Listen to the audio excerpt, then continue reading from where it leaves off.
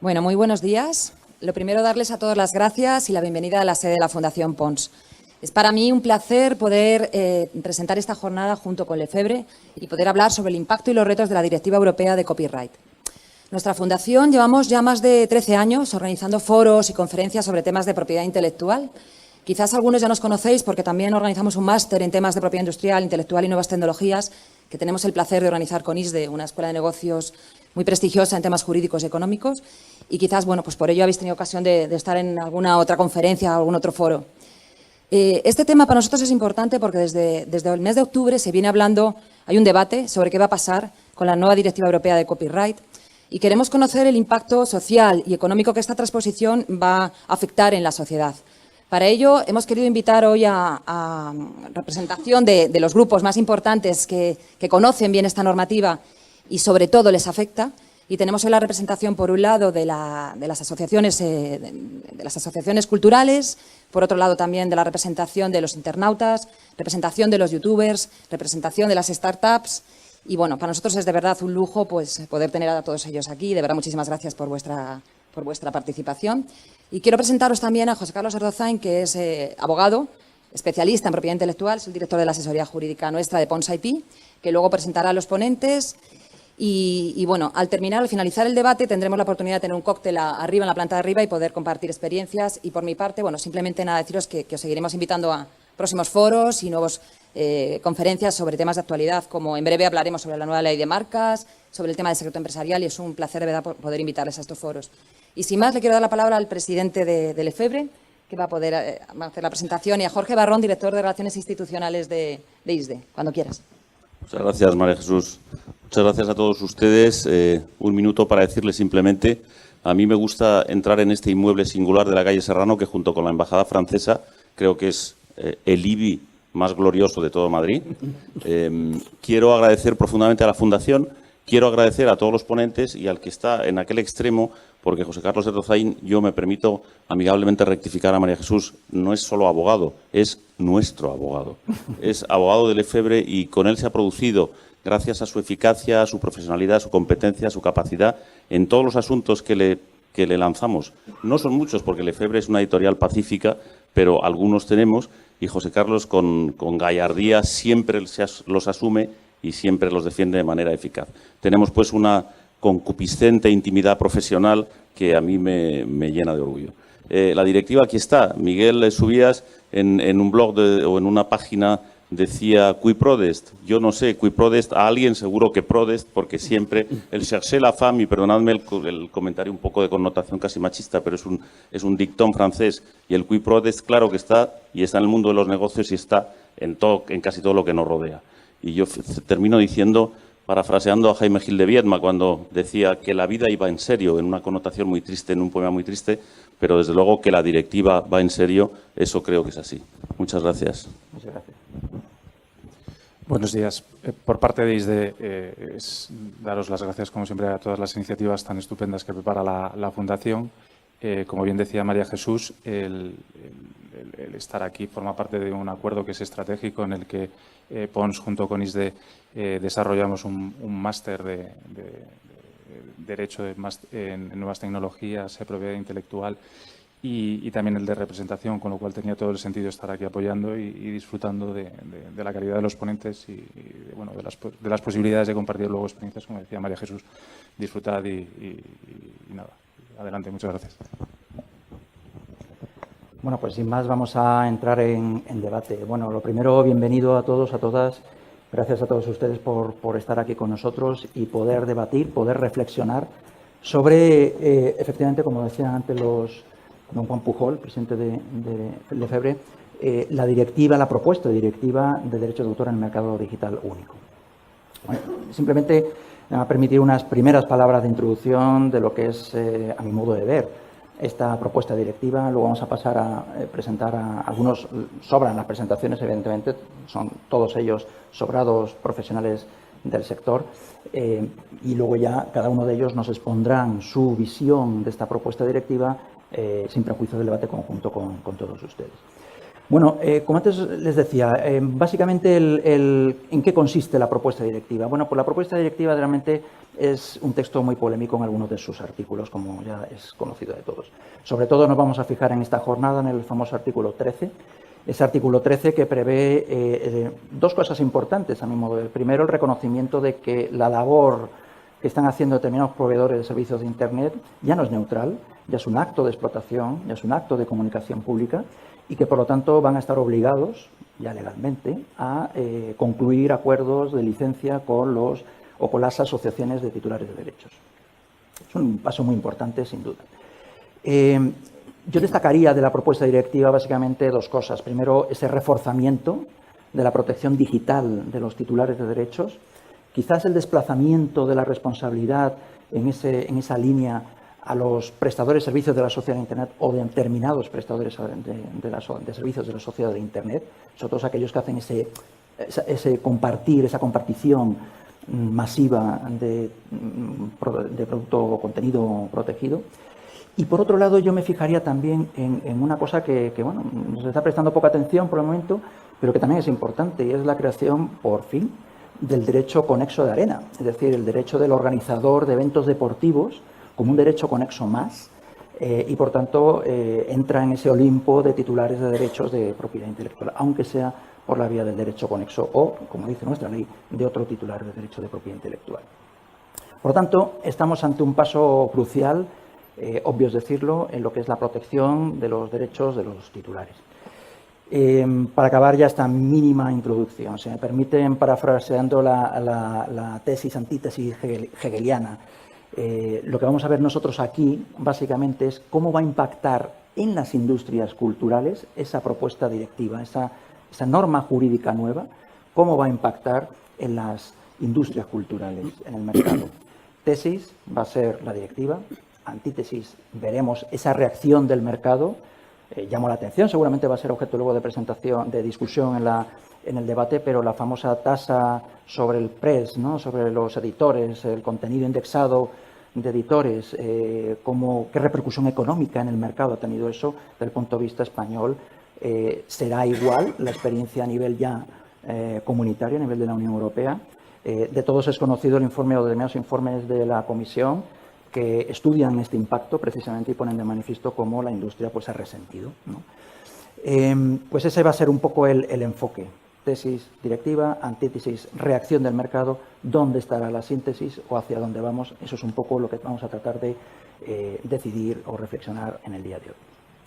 Para ello, como antes les comentaba, me acompañan reputados profesionales del sector.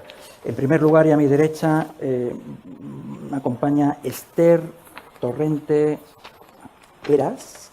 Lamentablemente, la directora general de Industrias Culturales no ha podido asistir por temas de agenda y contamos en su lugar con la presencia de doña Esther Torrente Heras. Doña Esther es subdirectora adjunta de Propiedad Intelectual en el Ministerio de Cultura y es una persona importante, relevante, porque está encargada básicamente de todo lo que son los aspectos relacionados con la propiedad intelectual en su relación con la Unión Europea. Por tanto, es una persona que dentro de lo que es la administración nos va a poder contar qué se está cocinando, en una palabra, en el Ministerio en relación con la transposición o el estudio de cómo va a impactar en las industrias esta directiva. Siguiendo por el orden de lista, tenemos a Miguel Pérez Subías. A ver, vamos a ver, que tengo aquí yo las presentaciones. Es presidente de la Asociación de Internautas, usuarios de Internet. Tenemos aquí a Ofelia de Internautas, para que no se enfade conmigo. Es ingeniero superior, ya recuperó el guión, es ingeniero superior de telecomunicación por la ETSID, en la Universidad Politécnica de Madrid, y es máster de dirección de empresas de INS. Miguel tiene una gran experiencia histórica, seguramente muchos de ustedes lo conocerán, en el terreno que nos ocupa. Fue pionero, en mi opinión, en España, en temas dedicados a Internet en global, en sentido amplio de la palabra. Por ejemplo, editó en 1993, por primera vez en nuestro país, la revista Click Magazine, que se ocupaba de estos temas, y ha sido, indudablemente, si me permiten la expresión, me la permite Miguel mismo, la espoleta que ha explotado, digamos, toda la discusión por Internet, por la oportunidad de Internet, desde hace ya mucho tiempo. Destacan, por ejemplo, su presencia en diversos congresos, Mundo Internet, ya en el año 1996, o el Foro Español de Gobernanza en Internet, celebrado en Madrid en 2008, por solo citar algunos. Es toda una autoridad y un experto en la materia. Contamos a continuación con Carlos Mateo. Carlos Mateo es presidente de la Asociación Española de Startups. Es una persona que aúna también una sólida formación teórica y práctica en el sector de las startups de corte o contenido tecnológico. Es licenciado en Derecho por la Universidad Complutense de Madrid. Tiene un posgrado en Derecho de Entretenimiento y en Venture Capital por el IES Business School, en Internacionalización de Empresas por IES y en Creación de Empresas Innovadoras por la Escuela de Organización Industrial. Cuenta con más de 10 años de experiencia en startups del sector online y durante 3 años formó parte del Departamento Jurídico y de Privacidad de Twenty y de Victor Chandler, que es una conocida multinacional del juego online. Ha sido fundado y dirigido diferentes startups digitales, cito CreditBet, Cash, en fin. Carlos es una persona, de nuevo, con gran experiencia y yo creo que también nos va a aportar su conocimiento práctico de todo este asunto. A continuación, les presento a Ofelia Tejerina. Ofelia Tejerina. Es abogada, es máster en Derecho Informático y es doctora en Derecho Constitucional por la Universidad Complutense. Tiene además un premio Confilegal 2018 en la categoría de Legal Tech. Es secretaria general de la Asociación de Internautas, ahora sí, miembro del Comité Científico de la revista Telos, de la Fundación Telefónica, y es autora de diversos, su tesis, si no, como antes comentábamos, de diversos libros, en la tesis en concreto de Seguridad del Estado y Privacidad. Es una profesora asociada en numerosos másteres de esta materia y es también, de nuevo, pues una gran profesional sobre esta cuestión. Y ya por último tenemos a Greg Gillard. ¿Lo he pronunciado bien? Sí, Gillard. Greg es una persona clave en todo este entramado. ¿Por qué? Pues porque Greg es una persona que durante mucho tiempo se ha ocupado de los aspectos de licencia de contenidos musicales dentro de YouTube. En concreto, durante 11 años se ha ocupado de esa cuestión, ha pasado por varios turnos de negociaciones con entidades y siempre con ese objetivo de mantener, digamos, las licencias contractuales de YouTube en línea, cumpliendo con los derechos de propiedad intelectual. Con lo cual, yo creo que también desde el punto de vista práctico y de negociación de este tipo de licencias, pues va a ser muy interesante su aportación, como en el resto de asistentes. Sin más, yo no voy a explayarme más. Yo cedo ahora a continuación el turno de palabra a cada uno de ellos para que nos expliquen brevemente, o lo brevemente que ellos entiendan oportuno, cuál es su visión de esta propuesta directiva y cómo va a impactar en las industrias culturales. Quizás por orden de situación. Esther. Muchas gracias. Buenos días a todos. Bueno, lo primero de todo quisiera disculpar a mi directora general, que como ha comentado, le ha surgido un imprevisto de última hora, y en su nombre y en el mío agradecerle la invitación a participar en esta mesa. Bueno, voy a empezar hablando un poco de lo que ha supuesto la transformación digital. Creo que es un hecho patente y todos conocemos que el desarrollo de las nuevas tecnologías y las redes informáticas ha tenido un impacto extraordinario sobre los derechos de propiedad intelectual, y esta era digital ha revolucionado por completo todo el sistema, ¿no? Tanto los productos como los espacios, como el hábito de consumo de los contenidos culturales. Y esto lo que ha dado lugar ha sido un esfuerzo que se tiene que realizar a nivel global. ¿Para qué? Para proporcionar un instrumento eficaz que lo que permita es proteger los derechos legítimos de propiedad intelectual sin menoscabar el desarrollo de Internet. Un reflejo de ello es todas las iniciativas que se han llevado a cabo dentro de la Unión Europea con la construcción de ese mercado único digital, que lo que pretende es crear unas condiciones adecuadas, por un lado, para el desarrollo de las redes y los servicios digitales, así como para favorecer el diálogo entre los representantes de los nuevos modelos de negocio que se ha ido construyendo. Y lo que ha pretendido es, con estas iniciativas, la que más destacamos por su importancia en este debate, es la normativa de la reforma de los derechos de autor, la conocida Directiva de Copyright o Directiva MUD, que lo que pretende es hacer frente a estos retos que la era digital hace aflorar en el sector cultural y creativo. ¿Cuáles son sus objetivos principales? Bueno, sus objetivos son mejorar el funcionamiento de la cadena de valor de las industrias creativas, acabando con lo que se conoce con el value gap, y garantizar una situación justa y sostenible para los creadores cuyos contenidos se exploten en Internet. Como ustedes saben, la posición del Gobierno de España durante toda esta negociación en todo momento ha sido la de apoyar las medidas que permitan, por una parte, adaptar este régimen de derecho de autor de la Unión Europea a los retos que ha supuesto esta era digital, para crear un marco regulatorio que sea claro, transparente y justo. También garantizar el reequilibrio de esta cadena de valor que hemos comentado en Internet, de forma que se establezca un justo equilibrio entre todos los agentes del mercado afectado y que sea un reparto más justo de los ingresos entre todos los agentes, tanto los titulares de derecho como los creadores y los servicios en Internet. Y, por último, también las medidas que clarifican el papel y la responsabilidad de los prestadores de servicio de Internet. Me gustaría concluir diciendo que el mundo online no puede constituirse como un estado de excepción al que no sean de aplicación los principios fundamentales del derecho, que, como ustedes recordarán, los derechos de autor son derechos fundamentales y representan un activo de competitividad para la creación de la riqueza y de los puestos de trabajo, no a nivel solo de España, sino a nivel comunitario.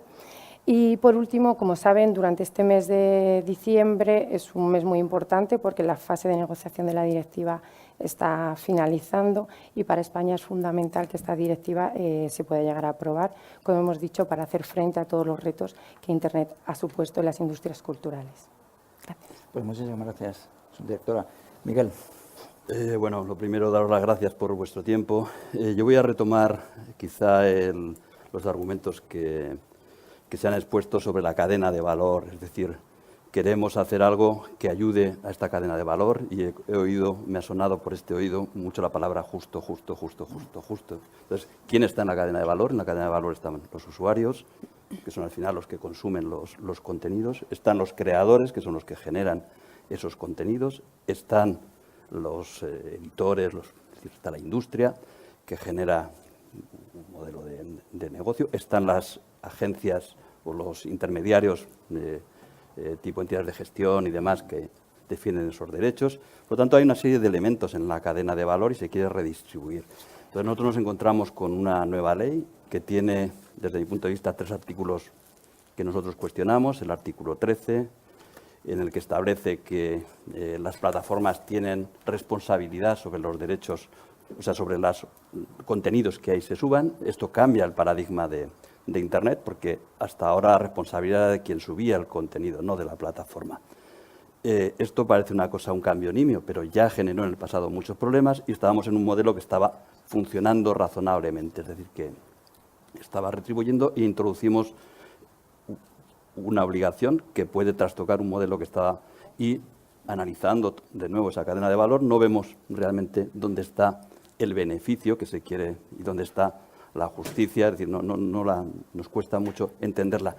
Y no se analiza el impacto que esto tiene en el usuario, porque el usuario pierde riqueza, pierde diversidad y a su vez el creador, desde mi punto de vista, tiene la obligación, es decir, aquí se dice, oiga, si hay un contenido que no es adecuado, el que denuncia se lo comunica a la plataforma y la obligación de la prueba es del denunciado, con lo cual tenemos un mecanismo perfecto para establecer un principio de censura que a nosotros nos preocupa mucho. Por lo tanto, no se han puesto en la balanza los derechos del ciudadano en cuanto a su libertad, a su acceso a los contenidos, ni la libertad del creador en cuanto a que se transponen, desde mi punto de vista, algunos de los principios básicos de la carga de la prueba. Por lo tanto, estamos trastocando un elemento que afecta a las redes sociales, a los buscadores, a los medios digitales, es decir, que afecta prácticamente, es decir, está, desde mi modesto punto de vista, quiere cambiar el paradigma de Internet. Espero y deseo que la fortaleza de Internet va a sobrevivir a este intento, pero me preocupa mucho. Segundo punto, el artículo 11, donde se establece el tax link, es decir, que hay un precio a pagar cuando tú pones una referencia a un enlace a un sitio de noticias. Tenemos 2 experiencias anteriores, la española y la alemana. ¿Qué ha pasado con la experiencia? Es decir, ¿se ha parado a pensar qué hemos hecho con la experiencia española? Es decir, ¿qué ha pasado? Es decir, tenemos una ley aquí que obliga a pagar. ¿Qué ha pasado? Ha supuesto el cierre de Google News, nadie ha cobrado nada, no tenemos reglamento y ahora, después de esa experiencia en España y en Alemania tan exitosa, defendemos que hay que llevarlo a toda Europa y además en un entorno de mercado único digital donde lo que queremos es que haya reglas comunes y volvemos a establecer que cada país pueda establecer sus reglas. Por lo tanto, y aquí de nuevo se vuelve a atacar un principio desde mi punto de vista también básico, que es enlazar. Es decir, ¿por qué enlazar a según qué cosas tiene esta? Entonces, de nuevo, libertad de información, libertad de expresión. Nos encontramos con casos paradójicos, es decir, una noticia que se emite en un medio de comunicación que coge una información del Twitter o de un usuario que ha grabado un vídeo en el teléfono, automáticamente el contenido del usuario no tiene ningún derecho, pero el de la publicación sí, por el hecho de haberlo generado desde una plataforma de comunicación. Por lo tanto, yo creo que, de nuevo, esto ¿a quién beneficia? Es decir, ¿dónde está esa hipotética justicia que vamos a hacer?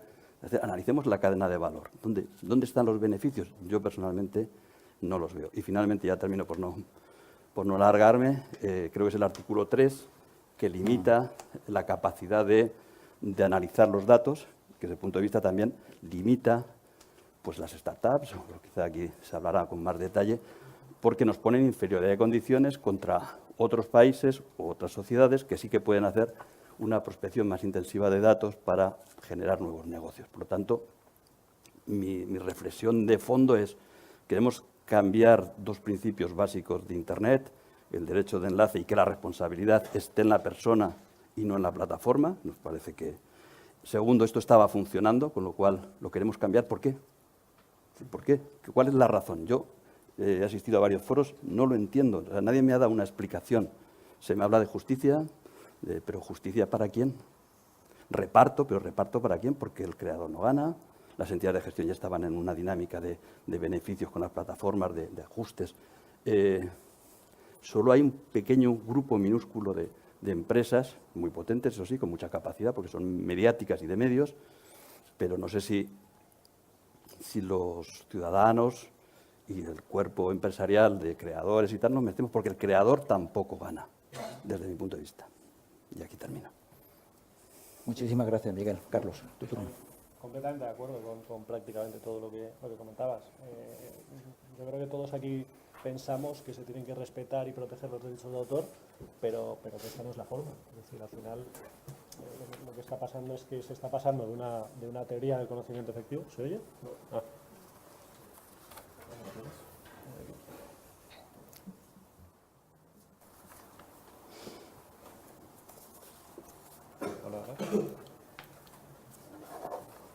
Hola. Pues si no, pasamos al siguiente y pues venga, Ofelia. Bueno, tomo yo la palabra, gracias. Aquí una improvisación. Este error informático, tecnología. Siempre al final acaba alguien favorecido, fíjate. Bueno, yo quiero también ser breve en la exposición y quiero continuar un poco el hilo que se ha planteado. Y quiero pivotar mi exposición sobre 4 preocupaciones que a mí me suscita todo el tema de la directiva, y no solo de esta directiva, sino también de lo que se está haciendo con la propiedad intelectual en España, con esta reforma en la que se está trabajando, que es estupenda. Entonces, en primer lugar, quiero hablar del derecho de autor como derecho fundamental, es decir, el derecho a crear libremente y sin injerencias. Ese es el derecho fundamental del autor.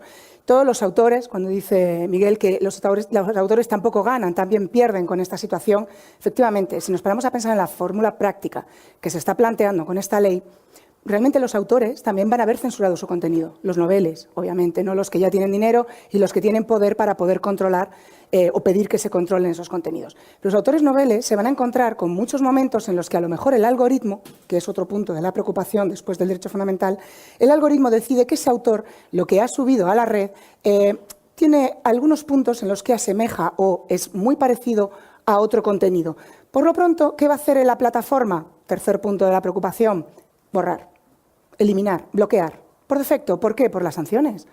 Olvidamos que las plataformas son empresas que tienen finalidades económicas y que tienen intereses económicos. Es decir, ese algoritmo que tiene que controlar los contenidos tiene finalidades económicas. ¿Cuál es la principal finalidad económica? Que no me sancionen. Borrar todo lo que tenga la más mínima duda, fuera. Esto como abogado se lo recomendaría a cualquier cliente. Esto como abogado lo he recomendado cuando empezamos con los problemas con los foros. Acordaros cuando el administrador del foro era responsable de los comentarios que hacían las personas de foro. Se ha pasado de un deber de colaboración a una responsabilidad directa de las plataformas. Se les da tal poder a las plataformas que después del algoritmo ya llegó a ese punto de poder en el que la separación de poderes, y hablo de ejecutivo, legislativo, judicial, se empieza a diluir. ¿Por qué en el mundo de la tecnología estamos apartando a los jueces? Es alucinante. Yo hace años me decían, juzgados específicos para esto. Yo decía, hombre, juego específico para Internet, miedo me da, que aquí no controlamos tanto, que no estamos preparados. Vamos a centrarnos y a reposar las ideas y sobre todo a estudiar y formarnos en condiciones. Ahora estoy empezando a pensar que es lo más interesante, que realmente lo vamos a necesitar. Porque cuando no controlamos Internet, metemos intermediarios, metemos a las plataformas a decidir no solo quién puede o no puede publicar, sino cuándo algo es ilícito o cuándo no lo es. Insisto, empresas privadas.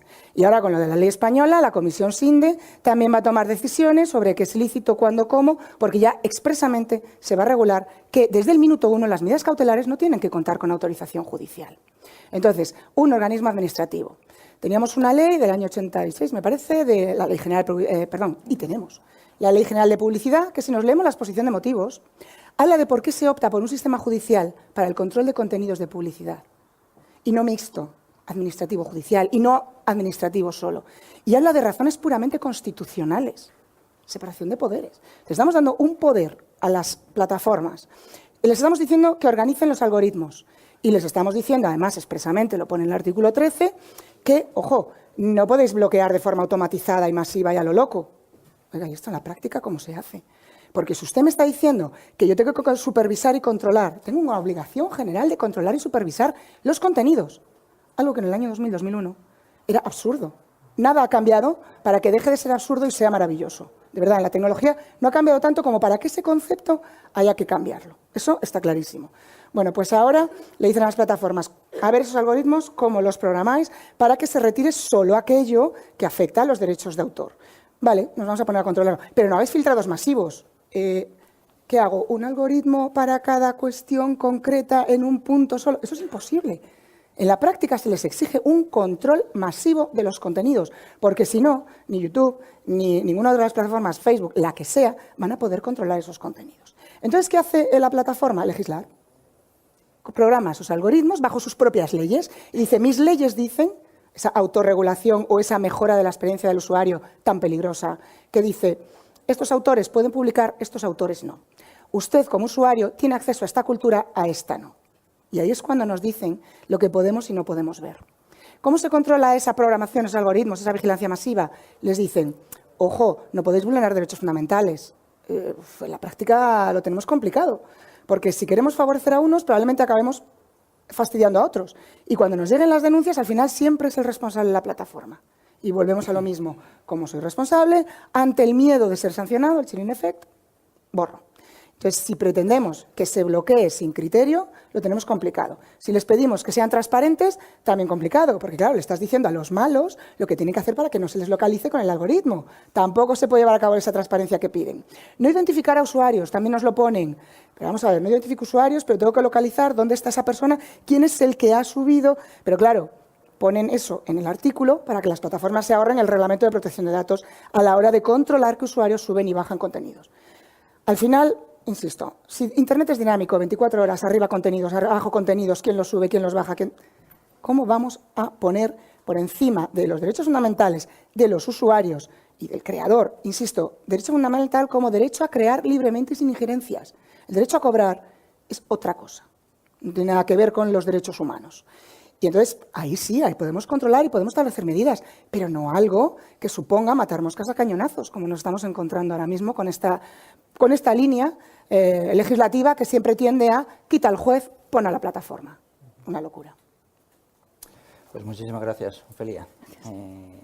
Bueno, pues venga, Carlos, recuperamos el discurso contigo. Venga, ¿se oye ahora? Sí. Bueno, una vez más, también completamente de acuerdo. Yo creo que todos estamos de acuerdo en que los derechos de autor pues, se tienen que respetar, ¿no? También en Internet, que yo creo que eso es algo que no duda nadie. pero que lo que creo es que esta no es la forma, es decir, no puedes hacerlo matando moscas a cañonazos. Al final estamos pasando de un escenario en el cual lo que había era esa teoría del conocimiento efectivo, es decir, oye, la plataforma empieza a ser responsable del contenido que suben sus usuarios, lógicamente en el momento en el que tiene conocimiento de ello y no actúa para quitar este contenido, ¿no? Y pasamos a un escenario en el cual se le da a las empresas, ¿no?, a los titulares de la plataforma, una especie de omnisciencia divina, es decir, que lo saben automáticamente todo, saben hasta el último párrafo, hasta la última coma de lo que suben sus usuarios y esto en la práctica es ridículo, es decir, es imposible que se sepa, ¿no? Se habla de que esto se puede hacer con algoritmos que se pueden desarrollar para que se filtre automáticamente, ¿no? Yo no sé cómo de fácil o difícil creen que es desarrollar un algoritmo de este tipo. No sé, me daría miedo preguntar cuánto les ha costado a Google desarrollar un sistema como este, ¿no? Es algo que al final no puede hacer los pequeños empresarios, ¿no? Las plataformas un poco más pequeñas, lógicamente tendrán que contratarlo a estas plataformas grandes, haciendo que sean ellos los que decidan, ¿no? Al final esto lo que pretende es convertir al empresario en policías y jueces sobre los derechos de autor y sencillamente no tienen la capacidad. Es decir, un abogado, generalmente, yo soy abogado, también empresario, yo no me veo con capacidad para tomar una decisión justa en el caso de una disputa entre alguien que reclame unos derechos de autor de un contenido y otro que dice que no, que es suyo. ¿Cómo voy yo a juzgar eso con un mínimo de sentido del derecho, ¿no? Entonces, al final, yo creo que se presuponen cosas equivocadas. Primero, el empresario no puede ser juez y segundo, tampoco tienen los recursos para poder saberlo todo. Al final, ¿qué es lo que provoca esto? Pues lo que recomiendan los abogados. Oye, cierra tu foro. Esto me lo comentaba también un responsable de, no te creas que de una startup, de un gran periódico de tirada nacional.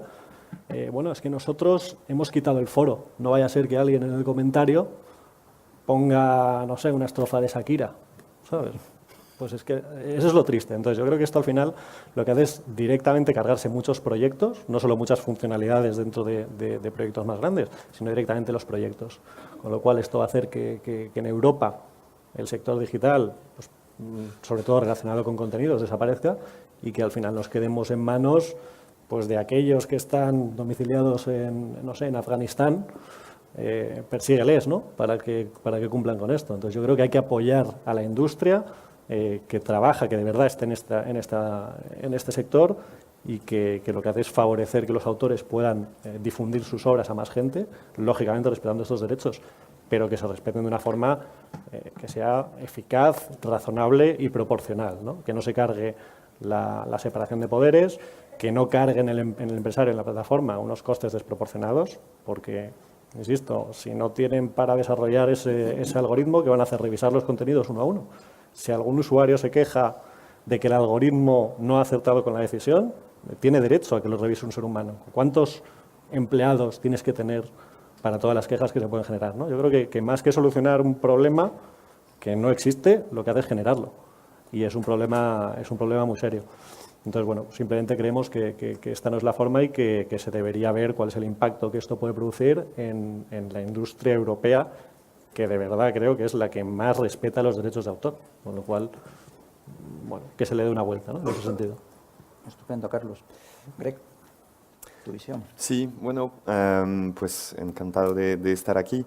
Una precisión es que yo soy ingeniero y no tengo ninguna formación jurídica ni nada, así que me dedicaré a comentar más bien la parte, digamos, práctica de la implementación de esta nueva directiva o por lo menos lo que podría ser.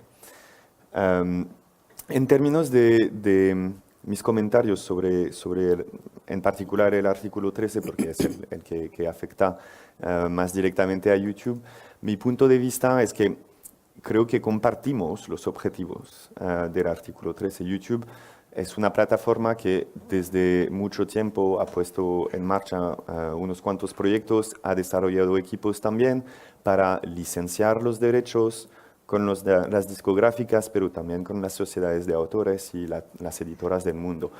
yo en YouTube me dedico precisamente a esto. Yo llevo un equipo que da soporte técnico a todas las sociedades de autores del mundo y editoras de música, precisamente para identificar sus derechos en nuestra plataforma, para implementar los pagos, la documentación de estos pagos, etcétera, para que ellos puedan emitir los pagos o transferir los pagos a los autores y compositores. Entonces, mi papel y mi punto de vista como un poco tercero en términos de, otra vez no tengo formación jurídica, pero tengo un punto de vista muy expuesto a las negociaciones, a la implementación en el día a día con las sociedades de autores.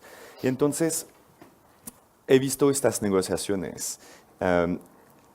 He visto en el día a día cómo se implementan los pagos y la documentación, y yo creo que si compartimos como plataforma los objetivos de la nueva directiva, yo creo que no estamos de acuerdo en los detalles y pensamos que la manera que la versión o las versiones que están actualmente siendo debatidas a nivel europeo no aportan respuesta realmente al problema que se identifica.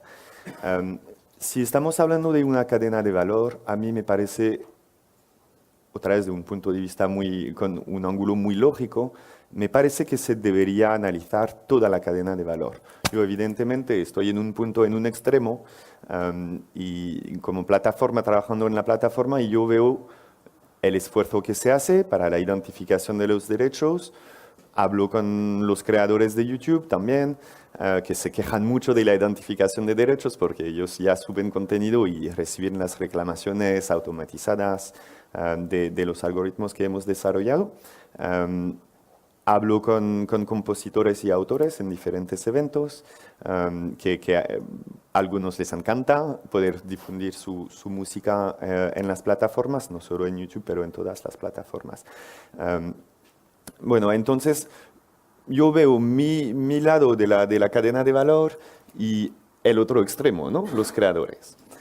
Y entre los dos trabajo con algunos de los intermedios. Y yo creo que lo que falta en esta directiva o en este esfuerzo de modernizar la directiva de copyright, a mí me parece que hablamos de cadena de valor, pero en ningún momento el artículo 13 en particular trata de valor. Trata de responsabilidad, pero para mí no aporta respuestas a nadie en términos de cómo se va a transferir el valor desde las plataformas a los creadores y los autores. Y ahí yo creo que en su versión más, digamos, agresiva, desde el punto de vista de YouTube, creo que el artículo 13 solo trata de la responsabilidad y de transferir la responsabilidad a las plataformas sin en ningún momento aportar soluciones prácticas o requerimientos de medidas a la cadena de valor completa. Solo pide a las plataformas de aportar tecnología.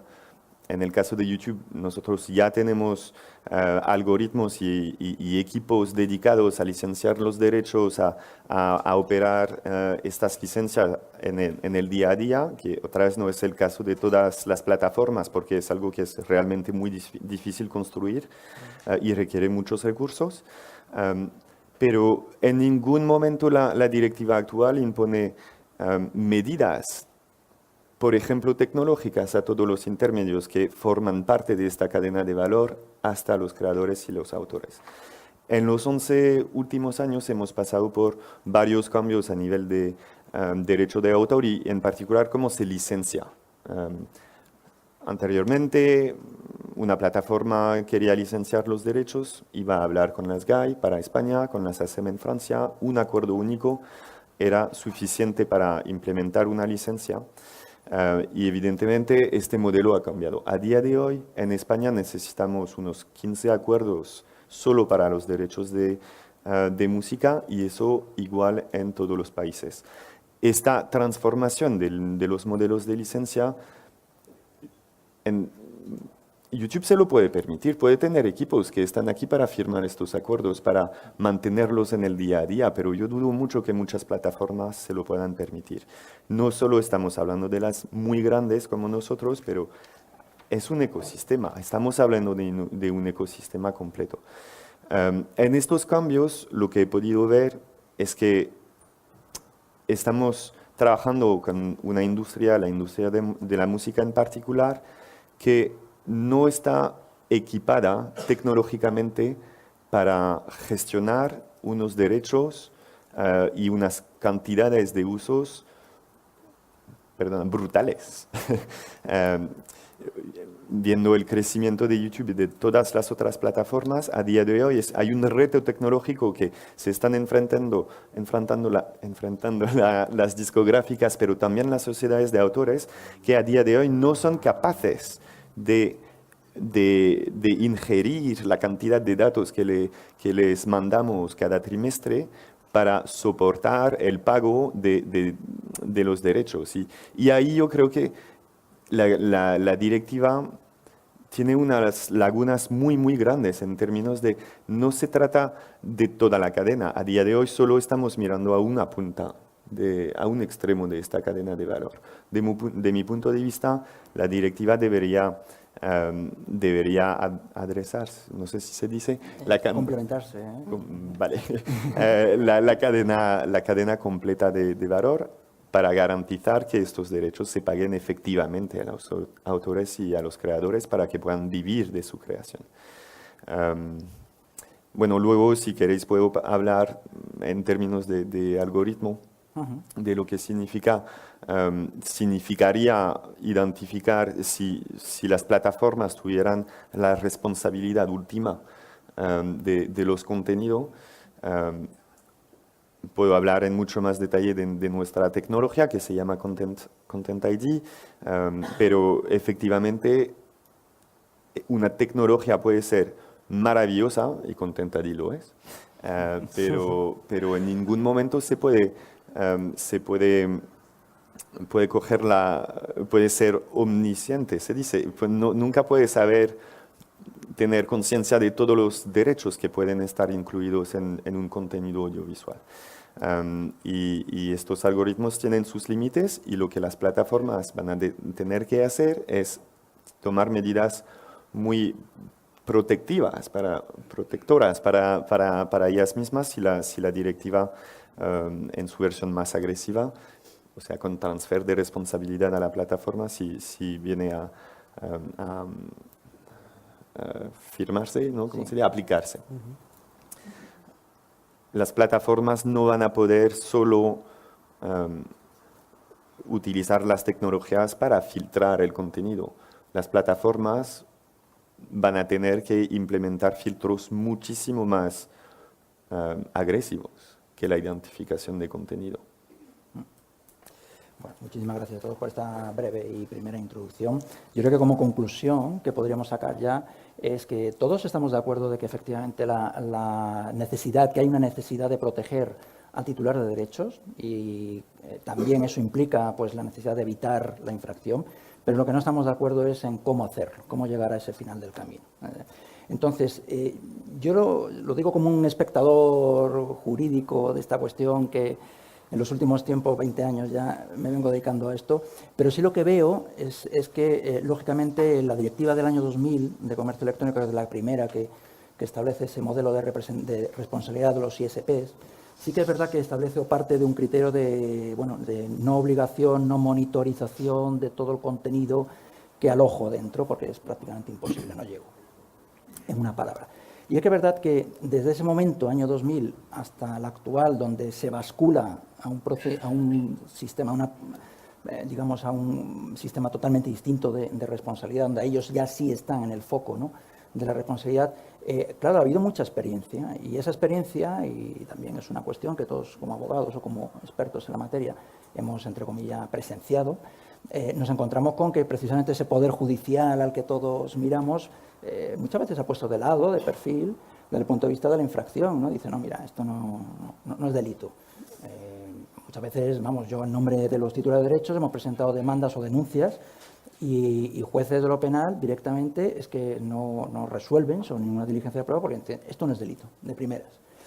A donde voy yo es que no sé si se constata de esa experiencia práctica La preocupación en el legislador, en este caso de la Unión Europea, es decir, bueno, alguien tendrá que hacer un poco, colaborar, digamos, en la evitación de la infracción.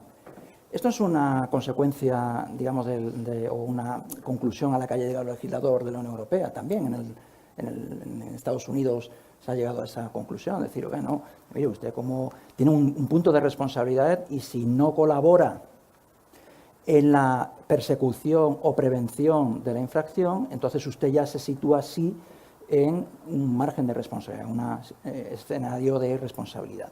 Por lo tanto, yo a usted le voy a exigir como mínimo un deber de colaboración o como mínimo un deber de contribución a evitar el daño. Y eso yo creo que es un principio jurídico de derecho romano, quiero decir que no es estrictamente de nuestros tiempos. Y quizás, y termino con la reflexión, quizás en ese punto de constatar eso se ha llegado a esta regulación. Quizás, no lo sé. Yo es una cosa que someto también a vuestra opinión, pero ¿cómo creéis vosotros realmente que podemos llegar a evitar ese tipo de situación?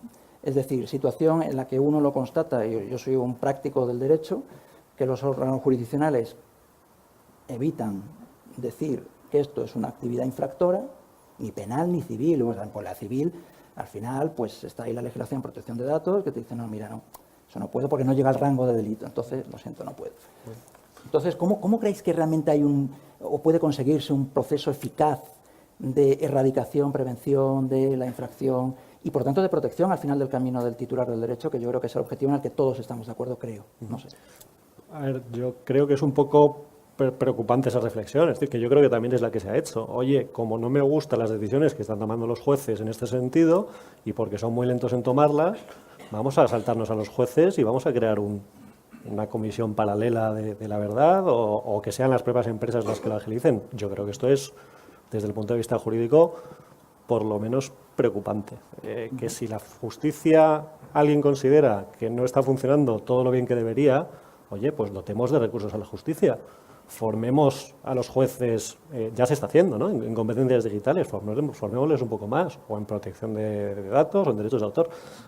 Pero, o sea, estamos diciendo que si no me gusta la decisión de los jueces, me los salto y creo una comisión dependiente del Poder Ejecutivo, o peor todavía, lo trasladamos a las empresas privadas que se dediquen a hacer justicia mejor que los jueces. Yo creo que es un error gordo. Sí. Yo quería comentar que quizá uno de los errores, y hay que mirar un poquito hacia atrás para entender hacia dónde queremos ir, es que intentamos abordar un tema de derechos de autor cuando nuestro problema no es un problema de derechos de autor, es un problema de reconversión de un sector. Es decir, si os acordáis, si miráis un poquito hacia atrás, no hace muchos años, la piratería era el problema número uno. Y se intentó abordar con reformas legislativas que no llegaban a ningún sitio porque teníamos contradicciones en términos de la ley que hacía pagar un canon, pero por otro lado, bueno, había zonas grises muy amplias y por lo tanto se generan esas situaciones. Pero en estos momentos, digamos, el nivel de piratería podemos decir que ha bajado por del orden de 90 puntos y no hemos cambiado nada desde el punto de vista normativo. Entonces, el problema, desde mi punto de vista, es que el problema era un problema de modelo económico, de transformación. Y es verdad que cuando nos enfrentamos a una situación transformadora socialmente como las que introduce las tecnologías, Internet en particular, pero todas las tecnologías, eso provoca que determinados ámbitos de negocio y de poder vean sus negocios cambiantes y que hay unos emergentes, es decir, pues cuando aparece el coche de motor, pues el que pone gasolineras va para adelante y el que tenía herrerías pues va para atrás, pero el que tenía el dinero era de las herrerías. Entonces, yo creo que muchas veces nos olvidamos de la parte de análisis social y económico de lo que está pasando. Por lo tanto, en este debate, desde mi punto de vista, tenemos que mirar también ese proceso de transformación. Y es verdad que cuando hay un proceso de transformación, el que es afectado, al que le afecta su negocio, al que le afecta su empleo, dice, oye, y cuando además, en este caso, por eso yo hacía el análisis bueno, en la cadena de valor, quién es el beneficiado, y solamente es un sector, pero que tiene un gran poder desde el punto de vista de la industria mediática, no lo deberíamos de hacer mirar entre todos, porque yo creo que tenemos que mirar y decir, oiga, ¿hacia dónde queremos ir? ¿Qué experiencias hemos sacado en el pasado? Yo creo que la experiencia de la piratería podría ser un buen ejemplo y otras en las que hemos visto cómo, digamos, la tecnología se ha ido amoldando porque nadie está contra el autor, nadie está contra los derechos, nadie está a favor de delinquir. Sí es verdad que los equilibrios cambian y que es verdad que hay. Entonces yo creo que esa reflexión de transformación social, reconversión de determinados sectores y hacer un poco de mirada hacia donde queremos ir nos debería hacer pensar y no, digamos, ser esclavo, rehén, de decirlo de alguna forma, de aquellos que tienen mucho poder, pero que realmente constriñen al creador, al emprendedor, al ciudadano. Es decir, bueno, me falta un poquito de amplitud de miras, ¿no? Y de hacer ese análisis más allá del puramente normativo y legislativo. Si algo estaba funcionando, ¿para qué lo queremos cambiar? Si está funcionando razonablemente. Y a lo mejor lo que hacemos es meter ahí un nuevo palo en la rueda que dentro de... Y tenemos el otro ejemplo que citaba, el de la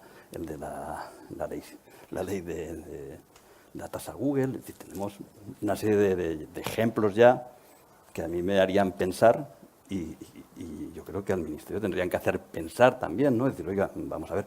Y luego, ya termino, el modelo de las entidades de gestión, que yo hace tiempo que no entro, pero realmente el modelo, y ya yo creo que es otro elemento, es decir, cuando hacíamos análisis de datos, era el 10% de los socios de la entidad de gestión cobraban el 90% de lo que se repartía. Entonces, ese es el modelo que... Es decir, ¿llega al autor o llega a determinados autores? ¿Qué modelo queremos? ¿Es más justo lo que hay ahora a lo que había? Yo creo que sí. Es decir, ya hay autores que gestionan directamente sus contenidos. Pero si es que la tecnología ya permite esa gestión unilateral. ¿Y eso quita que haya espacio para los derechos colectivos? No, en absoluto. Los derechos colectivos tienen sentido, las entidades de gestión tienen sentido, porque a lo mejor yo no me puedo ocupar de eso. Pero tenemos que, o sea, el modelo en esa cadena de valor, cuando vas analizando uno a uno cada uno de los elementos. Yo creo que es que estamos ante un lobby con un poder económico brutal, que es el lobby de los derechos de autor, que por ese motivo tiene un poder tremendo para influir en los legisladores, eso es evidente, porque los derechos patrimoniales de los ciudadanos los exigimos en los juzgados, todos. Y que un autor tenga derecho a cobrar por su obra más que yo, o que tenga un camino especial por el hecho de que es autor, bueno, habrá que relativizar un poco esa importancia que se le está dando a esta materia. Cuando digo relativizar, estoy hablando de la parte más básica. Derechos patrimoniales reclamados ante un juzgado, que es lo normal para todo el mundo. Si hablamos de delito, el derecho penal tiene un principio básico, que es el de mínima intervención. Está definido cuándo podemos hablar de un delito y penas de prisión, obviamente, porque yo le copio 2 canciones al señor Bisbal, no voy a ir a la cárcel, solo faltaba. Entonces, ¿voy a reclamar esos derechos patrimoniales como el señor Bisbal? Por supuesto. ¿Deber de colaboración? Todo el del mundo, por supuesto. Las plataformas tienen que colaborar. Como colabora cualquiera que le pida un oficio a un juzgado y le diga, oiga usted, tiene que darme esta información. Pues colaboran. Y si no lo haces, tienes responsabilidad si no colaboras. Claro, ya hay un juzgado remitiendo un oficio a una institución o a una plataforma o donde sea. Nos falta ese poder judicial. Tenemos a la plataforma legislando, juzgando y ejecutando. Todo del tirón, porque si no, se la carga. ¿Va a hacer todo eso? No, va a decir borra, borra, borra, borra directamente. Luego hay que redefinir, aparte de relativizar un poco la responsabilidad y la infracción y cómo reclamamos los derechos patrimoniales, también hay que sentarse un poquito y aterrizar, porque estamos en el mismo mundo todos. Luego, además, tenemos el modelo de negocio, lo que estaba diciendo un poco Miguel. Tenemos que repensar el supuesto de hecho. Hace un montón de años la cultura se va a acabar, la piratería era lo más, las cifras engordadísimas. Vamos a ver, yo estaba en la universidad y nos cambiábamos los CDs, te los grababan, pagabas 5 euros por un CD. Vale, eso se convirtió en algo importante, de unas cifras, ¿verdad?, importantes, y yo lo comprendo. Hay que proteger los derechos de autor. Ahora, ¿dónde? En España, porque yo me iba a cualquier otro país de Arabia o de cualquier...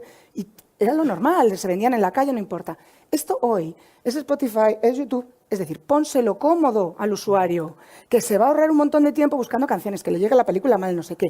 Si por dinero tú pagas y tienes pues eso, un servicio de contenidos en línea maravilloso, eso se ha reducido de una forma bestial y no se está teniendo en cuenta.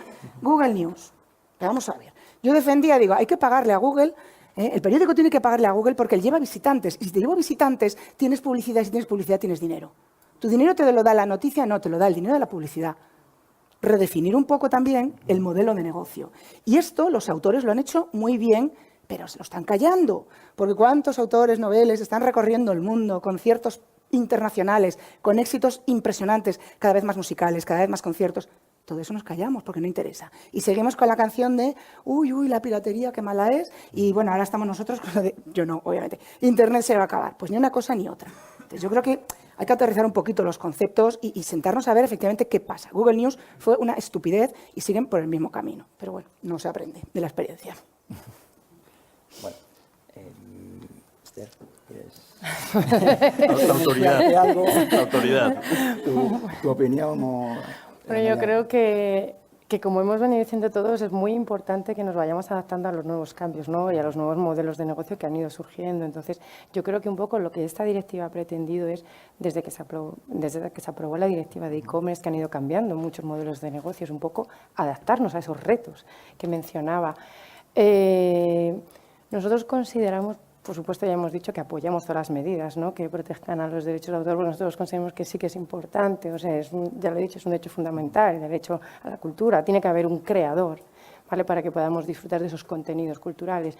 Y nosotros, o sea, igual que pasa en el mundo offline, que tú cuando utilizas una obra que está protegida tienes que tener una autorización, pues también pensamos que tienen que ser las mismas medidas, ¿no?, en los dos diferentes campos.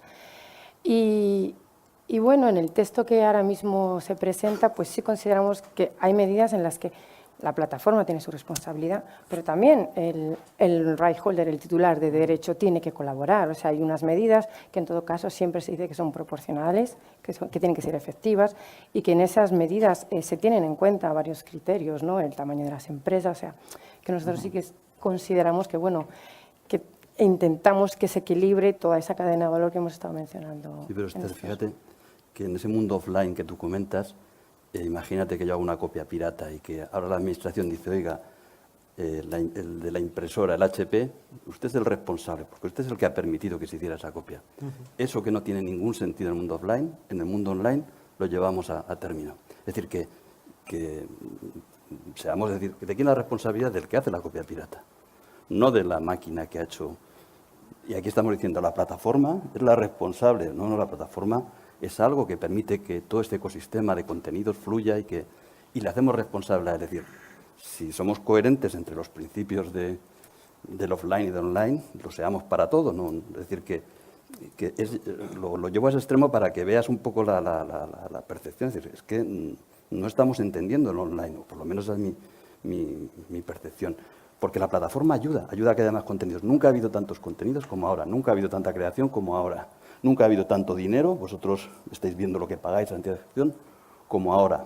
Entonces, en un ecosistema que incrementa la producción cultural, ayuda, simplemente porque una parte de la cadena ve que esos beneficios ahora se van a las plataformas, porque lo han hecho bien, y dice, oiga, es que yo también quiero de eso.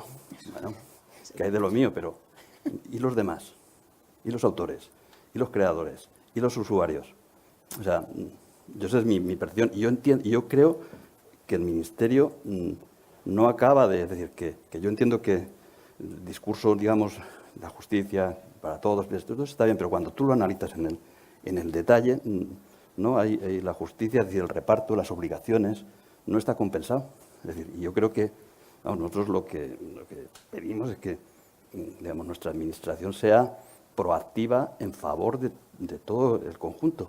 Si no quieres de los usuarios, por lo menos de los creadores, pero entendiendo el creador como un conjunto, no el creador solo socio de una entidad de gestión, porque entonces nos perdemos. Es decir, y analicemos qué ha pasado, qué ha hecho la tecnología. Esa es mi reflexión, ¿no? Que creo que este tipo de debate nos tiene que ayudar un poco a interiorizar, por lo menos ese es mi punto de vista. Greg, porque al hilo de lo que comenta Miguel, a mí desde el punto de vista, de nuevo, del ajeno, la preocupación es si técnicamente es posible esa segmentación de retribución al creador. Quiero decir, ¿es posible un tratamiento individualizado de su retribución o el modelo colectivo de entidad colectiva, digamos, sigue siendo plausible? Bueno, lo primero es que en YouTube cuando se empieza a generar ingresos con un contenido, siempre YouTube por defecto no monetiza los contenidos, ¿vale? Por defecto nunca. Si vosotros ponéis un video en YouTube, lo subís a YouTube, por defecto no va a tener publicidad y se va a quedar ahí sin publicidad durante 1000 años. Bueno, 1000 años, espero que no, pero se va a quedar aquí sin publicidad porque somos una plataforma para difundir contenido audiovisual. Eso es nuestra identidad. Cada vez que vais a ver una publicidad en un video de YouTube, significa que un licenciador, un right holder, ¿cómo lo traduces? Sí, reclamó los derechos y nos indicó a nosotros monetizar el contenido. ¿vale? Proactivamente YouTube no monetiza el contenido. A veces los que detienen los derechos monetizan el contenido que ellos suben a la plataforma y también utilizan la tecnología, el algoritmo de detección de las copias en videos subidos por los usuarios. ¿Por qué es importante? Porque significa que cada vez que se genera ingreso, ha habido una identificación de las obras en el video, ¿vale? Para que alguien que tenga derechos nos pueda decir, monetiza este video, el requerimiento es que nos identifique los metadatos de la obra que está incluida en el video. Ahora bien, lo aplicamos a la música, por ejemplo. Una discográfica, porque las sociedades de autores no suben contenido a YouTube, ¿vale? Son las discográficas que suben sus clips audiovisuales o sus grabaciones de sonido. Nos dan el nombre de la canción, el nombre del artista, bueno, el título, el nombre del artista, el álbum, un montón de identificadores, etc. O sea que 100% de los metadatos asociados a grabaciones de sonido monetizados en YouTube, 100% están identificados. Si no, no se genera ingreso. Es así. Tenemos un montón de metadatos y cada mes, trimestre, mandamos todo este uso de las grabaciones de sonido a las entidades de gestión y a las editoras de música. Ellos, a partir de ahí, cogen todos estos datos y hacen la parte de identificación. Ahí tienen que ir uno por uno e identificar sus derechos. Ellos tienen bases de datos, pero obviamente en España no solo se escucha música española, se escucha música incluso de Japón, Corea y todo, ¿vale? Pero ellos no tienen una base de datos centralizada. Ellos sí que van uno por uno, pero de lo que sabemos no son capaces a día de hoy de identificar más de la mitad de lo que se ha usado en YouTube. O sea que nosotros les mandamos un montón de datos y ellos, basado en estos datos, pueden identificar más o menos la mitad. Y a partir de ahí, de esta identificación, tienen que pagar a los autores y creadores del contenido de música.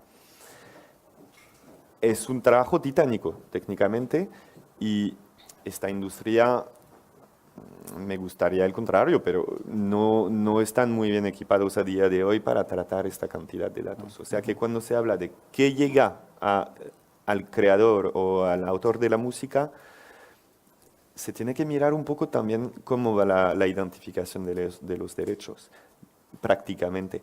Para nosotros, trabajar con sociedades de gestión es, de un punto de vista de licencia, es bastante práctico, porque con un acuerdo podemos tener licencia para una cantidad grande de música. O sea que no estamos en contra de este modelo de licencia, pero es una industria que se tiene que modernizar. Si estamos hablando de modernizar la ley, pero que los actores de la cadena de valor no están preparados, no vamos a resolver nada. La ley se va a implementar más o menos restrictiva, nosotros implementaremos los filtros necesarios para estar compatibles con esta nueva directiva, pero esta directiva no cambia nada a la cadena de valor, cambia la responsabilidad y el valor no va a cambiar para nadie. Y un poco en relación a la tecnología, ¿no? Yo creo que la directiva en algunos casos es poco realista. Es decir, en algunos casos lo que hace es sobreestimar la tecnología. Entonces, oye, ¿qué pasa si se sube, pues yo qué sé, si subo yo el Quijote, en el cual he modificado 3 párrafos y digo que estos derechos son míos? ¿Qué pasa a partir de ahí cuando una persona, no sé, suba una copia del Quijote, ¿no? Que es completamente libre de derechos? Se le va a retirar el contenido, ¿no? Se sobreestima también en el sentido de que de los costes, una vez más, que implican estos algoritmos, ya no solo de desarrollo, sino de funcionamiento, de coste de servidores, etcétera. Y en otros casos, al mismo tiempo, se está subestimando la tecnología, es decir, o por lo menos la tecnología con el encaje jurídico de esta norma. Pongamos el caso de una plataforma completamente pirata, que es un software en abierto, desarrollado por varios desarrolladores en todo el mundo, basado en blockchain, por ejemplo. ¿Se oye? ¿Hola? La tecnología hoy está en mi contra. Por mucho que la defienda. Por aquí. El algoritmo. ¿Te han bloqueado? Sí, ese contenido era incómodo. Has nombrado la palabra mágica ya. La directiva. ¿Se oye? Vale. Lo que comentaba, imagínense esta plataforma basada en blockchain, donde al fin y al cabo no hay un único responsable de esa plataforma, sino que los responsables son... Si no, grito. Sí. Los responsables son todos los diferentes nodos que forman parte de ese blockchain. Entonces, ¿quién es el responsable de esos contenidos? Si es una plataforma en la cual cada usuario puede subirlo, ¿a quién se le multa? ¿Quién es el responsable de filtrar? Incluso cualquiera de esos nodos no puede hacer nada sin que todos los demás estén de acuerdo, ¿no? O por lo menos la mayoría. O sea, al final es una normativa inocente en cuanto a lo que es la tecnología, que básicamente nace ya obsoleta, porque no olvidemos también que esta norma lleva, no sé, pergreñándose más de 2 años. Todavía no la han aprobado a nivel de directiva, luego habrá que esperar a la transposición a cada uno de los ordenamientos jurídicos. Es decir, para cuando esta norma se implemente, el blockchain no existía cuando se empezó a hablar. ¿Qué va a haber aquí dentro de 3 años, ¿no? O de 5 años? Yo creo que es inocente, ¿no?, pretender establecer una serie de medidas tecnológicas o técnicas para proteger algo en un entorno tan absolutamente cambiante como es precisamente este, ¿no?, el digital y la innovación en ese sentido. Yo creo que es un poco prepotente, si se me permite la palabra, pensar que el regulador europeo va a ser capaz de atar en corto Internet exigiendo a los responsables de las plataformas europeas establecer estas medidas. Yo creo que es que no se entiende bien este mercado global en el que estamos, ¿no? Y bueno, lo complicado que es establecer estas normativas en Internet.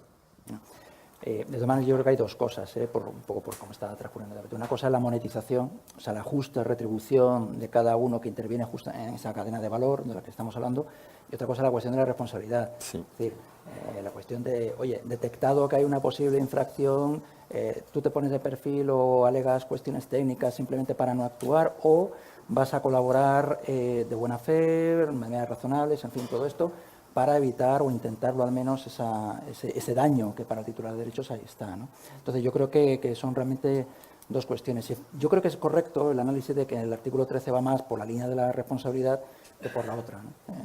Que se preocupa más quizás, ¿no?, de poner ahí una pantalla de responsabilidad por parte del ISP, hacerlo corresponsable, variando ese concepto o ese esquema de responsabilidad que arranca en la directiva de comercio electrónico, que yo creo que ya pues está visto que no funciona, una palabra, ¿no? Y claro, ese es el punto. No es real, corresponsable, ¿no? Es responsable, el único, porque el usuario no lo es, porque para protegerse del reglamento de protección de datos han dicho que no se puede identificar al usuario, con lo cual es el único y exclusivo responsable. Claro, pero yo, de nuevo, perdonad un poco, ¿no? Yo lo veo desde el punto de vista jurídico y es el que he padecido, porque, por ejemplo, ahora, yo creo que es conocido todo, el criterio de los jueces de instrucción en Madrid es que medidas cautelares yo no te las concedo en la medida en que no identifiques al infractor. Y como no, pues ya está, no lo concedo. Quiero decir que es un criterio judicial actual. Y ahí la cuestión de la responsabilidad es la que está, ¿no? Es decir, que, pues oiga, usted ISP deberá hacer algo, porque usted realmente es al final del camino quien está en disposición de evitar la infracción. No digo de perseguirla, digo de evitar, esa responsabilidad por contribución, que ya digo que no es nueva. Es una medida cautelar que puede adoptar el juez de instrucción ordenando a través de un oficio que se bloquee ese contenido, ya no va a hacer falta, porque el juez no pinta nada ahora ya. Y ese es el problema de la tecnología, que cada vez los jueces pintan menos en este mundo online. Y eso es gravísimo. Eso es lo que debería poner este problema de la directiva sobre la mesa como principal problema. Gravísima la tendencia legislativa. Bueno. Y luego hay otro aspecto que no hemos analizado, es el caso del abuso, es decir, el caso en el que imagínate que alguien que está gestionando unos derechos, yo soy un editor, una disquera que es especializada en reggaetón y que automáticamente cualquier cosita que veo de reggaetón que está por ahí, pumba, le doy cañazo. Y lo hago sistemáticamente porque es muy fácil, desde el punto de vista, también estudio cómo está hecha el algoritmo, cómo está hecha la plataforma, qué va a pasar. Y si hablamos de esto, pensemos también en las referencias a noticias desde redes sociales, es decir, solo se van a permitir aquellas que hayan tenido un acuerdo previo, porque si no, ¿qué va a hacer la red social? arriesgarse como responsable a trasladar comentarios de noticias, con lo cual, digamos, las fake news tienen ahí un espacio abierto porque son fake y por lo tanto les da igual, los pequeños no pueden entrar y solo aquellos que consigan unos acuerdos, tal, con lo cual lo que hacemos es concentrar por lo tanto, los abusos que se pueden, o sea, la parte de abusos que se pueden derivar del... Yo creo que también debemos hacer una reflexión, es decir, ahora tal, si yo lo entiendo bien, si alguien le dice a la plataforma y hay un contenido, la plataforma automáticamente lo retira. ¿Y quién tiene que demostrar cómo lo hace ahora en YouTube? Es decir, si tú me retiras un contenido mío porque alguien te ha dicho que invade un derecho, ¿cómo yo me defiendo? Bueno, ahí nos conformamos con la directiva de e-commerce, con el DMCA, que o sea, el tema de la responsabilidad de la plataforma ya existe. Simplemente, actualmente, tiene que haber una notificación a la plataforma, el que requiere lo que le llaman el retiro de los videos, tiene que aportar una prueba y pedir que se retire el contenido. La plataforma tiene un plazo para transferir esta demanda al usuario que ha subido el contenido. El usuario puede contestar. Contestar y puede decir, pues no, yo he adquirido una licencia, por ejemplo, he licenciado estos derechos por separado, o puede aceptar la decisión de él que detiene los derechos. O sea que a día de hoy las plataformas lo que hacen no es que no traten de responsabilidad, es que la responsabilidad, la plataforma sirve para transferir esta responsabilidad entre... Pero como dice Ofelia, al final eres tú el que corta el grifo. Y a la primera pregunta, si me preguntan a mí como abogada, le diría, ¿qué te han preguntado? No, da igual lo que te han preguntado, corta, por si acaso, luego ya vamos pensando. Nosotros como plataforma y en ecuación con la directiva actual, lo que hacemos es aportar los remedios para el usuario y los que detienen los derechos, que se pongan en contacto, que puedan Te hago la pregunta comunicar. de otra forma. Si alguna de estas intervenciones que provocan el cierre, pero que luego se revierten, ¿tiene alguna repercusión en el que ha hecho la denuncia? ¿Se le Si la penaliza? denuncia ¿Se es puede penalizar abusiva? al denunciante? Desde el punto de vista de la plataforma hablo. Por el que ha reclamado los derechos, si abusa de las herramientas. Sí, bueno, primero, hay dos procesos para quitar contenido, para coger el control de un contenido. Hay el proceso manual, que es totalmente compatible con la ley de e-commerce, con el DMCA, etc. O sea, que no hay ninguna innovación ahí. Se demanda el contenido, se quita el contenido, el usuario que lo ha subido puede volver a activar, etcétera, y explicar sus razones. Esta parte nos conformamos totalmente con la ley y no hay mucho margen, lo cual está muy bien, no hay interpretación ahí. Luego hay el uso de Content ID. Content ID, ahí es más una empresa que detiene derechos o una entidad que detiene derechos nos puede poner en la plataforma todas sus grabaciones de sonido, sus videos, etcétera, y pedirnos que identifiquemos los contenidos audiovisuales. Ahí nos pueden definir también lo que quieren hacer con las copias de usuarios, monetizar, bloquear en ciertos países, etcétera. Cuando unos partners, abusan de la plataforma y abusan de Content ID, tenemos un equipo que revisa estos abusos y que hay una conversación con el partner y si nos damos cuenta que ha habido claramente un abuso, quitamos el acceso a Content ID para que no haya un abuso. Pero Content ID es algo, quiero especificar esto, actualmente Content ID es algo totalmente opcional, o sea que si mañana quitamos Content ID, YouTube no tiene la responsabilidad de implementar Content ID. Simplemente nos damos cuenta del nivel de la escala de YouTube, hacer takedowns uno por uno es totalmente imposible y entonces hemos aportado Content ID que ayuda a la identificación de las obras. Pero una cosa muy importante, Content ID no identifica derechos, identifica obras. Un trozo de video, un trozo de grabación, una melodía en un video, pero Content ID no sabe a quién pertenecen o qué derechos están incluidos en un vídeo. O sea, si grabamos el vídeo aquí y este cuadro sale, no lo vamos a identificar. Y por lo tanto hay unos derechos asociados, creo. La música, el contenido vídeo son cosas más fáciles de identificar, pero no es mágico. Hay otro escenario similar, pero al mismo tiempo diferente, que es qué pasa con estos boicots tan famosos. Es decir, qué pasa cuando no es uno el que se dedica a ejercer estos derechos muchas veces frente a muchos presuntos infractores. ¿Qué pasa cuando una determinada comunidad dice, oye, no me gusta lo que dice este, vamos a denunciar los contenidos que cuelga como si fuesen bueno, pues obras protegidas por derechos de autor y que esos derechos son nuestros? Y entonces, ¿qué está pasando en la práctica? Pues que le bloquean el perfil en las redes sociales durante un mes para que aprenda.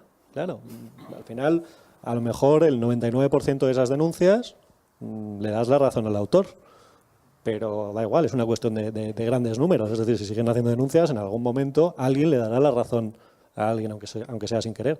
Con lo cual, ¿qué pasa también cuando se abusa de estos derechos? ¿Qué capacidad tiene el algoritmo? Desde luego ninguna en juzgar estas cosas. ¿Qué capacidad tiene la empresa también en que no se abuse de este sistema? Claro.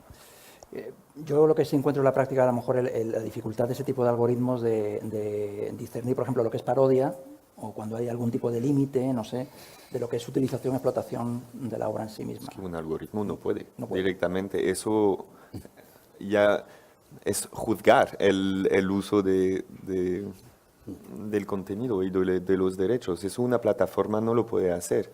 Y eso es el gran problema, porque si se transfiere la responsabilidad a la plataforma, todo lo que no, incluso cuando la plataforma tenga una tecnología de identificación, todo que no se identifica se convierte en un riesgo automático.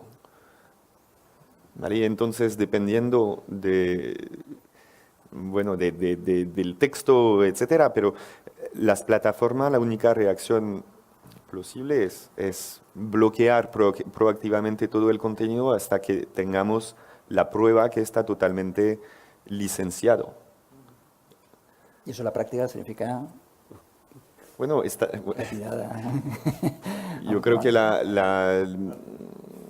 bueno, cada uno puede intentar proyectar en qué se podría convertir. Sí. A ver, yo aquí no tomo partido, pero sí que enfoco esa cuestión, ¿no?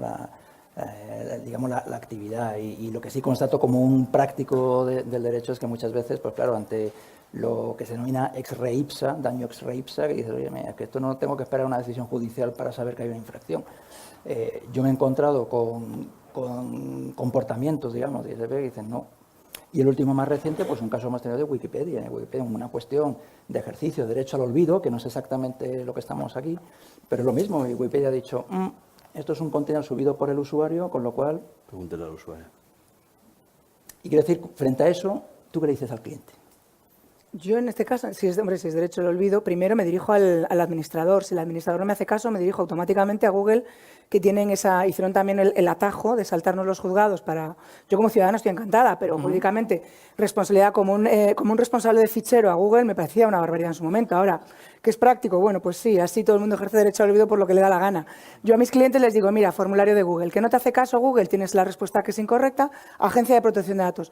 Yo llevo con un tema de derecho al olvido 2 años. La pobre mujer, con un tema gravísimo, lleva 2 años sin poder trabajar. Eso es mucho más grave que a un autor le copien 2 canciones. Y esta señora no se puede ir a un juzgado penal a demandar y a que le quiten y a que le corten en todos los periódicos. Y bendita la suerte que los periódicos están reaccionando de verdad de maravilla ante un ejercicio de derecho al olvido, cuando lo justificas. Esto es una cosa que pasó además en 2009, este caso que cuento.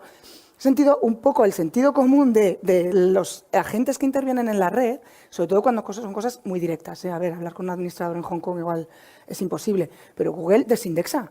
¿Que es que pensamos que derecho al olvido es que desaparezca el contenido? Que no tiene nada que ver. Que derecho al olvido es simplemente que Google desindexa para que al poner tu nombre y tu apellido no aparezca ese contenido que te perjudica. Pero claro, han puesto a Google a decidir cuándo me perjudica y cuándo no.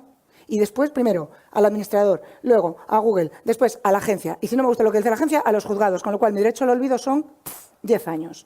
Y el autor llega y, venga, bloquea. Uy, una canción. Hombre, es muchísimo más grave el derecho fundamental a la protección de datos y al honor y, vamos, a la dignidad y al desarrollo personal que una canción, por Dios. Es que se nos va de las manos la ponderación de los valores, los derechos y las medidas a adoptar. Creo. Pues sí, sí. Muy grande. Bueno, pues, ¿tienen alguna pregunta, alguna cuestión sobre este interesante debate? Jaime. Sí, para tratar de preguntar a ti, mira, yo, en el tema de YouTube, yo sé que la monetización pues, es un factor fundamental y sobre todo el tema de los strikes, ¿no? El tema de los strikes por manejar contenido que no es de tu propiedad. Habéis hablado de música, habéis hablado de pelis, pero por ejemplo, el tema de los videojuegos, ¿cómo funciona en eso? Porque yo no creo que cada autor vaya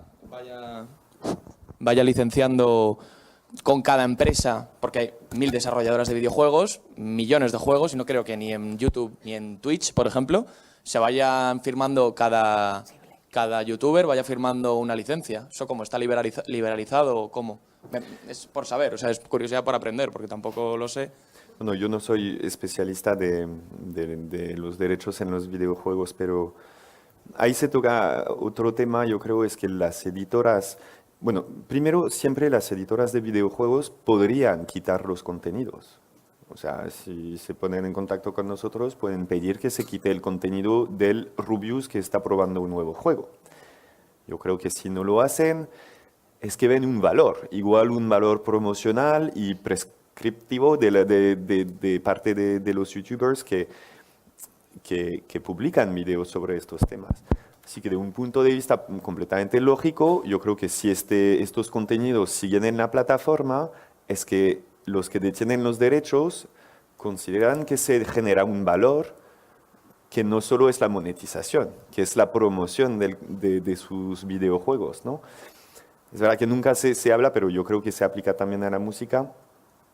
Todas las discográficas quieren estar en YouTube. ¿Por qué? Porque el valor no es solo el valor que reciben a final de mes por parte de YouTube. El valor va mucho más allá. Es el valor de tener una plataforma bueno, igual pasa igual con Facebook, pero una plataforma de difusión de su contenido que tiene un impacto de promoción global y muy importante en estas industrias. O sea que yo creo que las editoras de videojuegos a día de hoy participan y son las que mandan los juegos a los youtubers, son las que les mandan consolas, ¿sabes? Para probar el contenido y grabar videos. Hay más valor que solo simplemente la monetización para estas industrias.